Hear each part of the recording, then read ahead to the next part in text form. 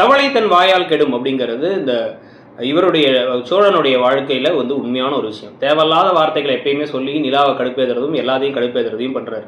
அதேக்கேத்த மாதிரி தான் இப்போ வீட்டுக்கு வந்த நிலா பையெல்லாம் தூக்கிட்டு வந்துட்டாங்க. ஹாஸ்டலை காலி பண்ணிட்டாங்களா, இல்லை இப்போதைக்கு வந்து பல்லவனை பார்த்துக்கிறேன்னு சொல்லி வந்திருக்காங்களாங்கிறது தெரியல. வந்த உடனே இப்போ வந்து நீங்கள் வருவீங்கன்னு தெரியும். எப்படியும் வந்து உங்கள் கழுத்த தாலி இருக்குது, தாலி சென்டிமெண்ட்டோட பவர் தெரியுமா உங்களுக்கு அப்படின்னு வந்து ஓவராக பேசிகிட்டு இருக்கு. இந்த தாலியா, இது வந்து பொம்மை தாலி, சும்மா வந்து வேற வழி இல்லை அப்படிங்கிறதுக்காக இப்போ கட்டப்பட்டது. இப்போ வந்து எனக்கு வந்து அந்த கல்யாணத்தை எனக்கு உடன்பாடு இல்லை, உடன்பாடு இல்லாத தாலியை நான் வந்து கழுத்தில் வந்து சென்டிமெண்ட்டுக்காக கட்டிட்டு இருக்கேன், நான் விரும்பலை அப்படின்னு அழகாக கலட்டி கையில் கொடுத்து போயிட்டே இருக்காங்க. அவங்க கையில் கொடுத்து போக உடனே இந்த வீட்டில் எல்லாரும் நல்ல வேலை அண்ணி வீட்டை விட்டு போல அப்படின்னு வந்து சொன்ன உடனே அந்த தாடியை கழட்டி கொடுத்தாலும் உங்களுக்குலாம் என்னோட ஃபீலிங்ஸ் புரியுதா அப்படின்னா, நீங்கள் மற்றவங்களோட ஃபீலிங்ஸை புரிஞ்சுக்க இது வரைக்கும் என்ன செஞ்சுருக்கீங்க?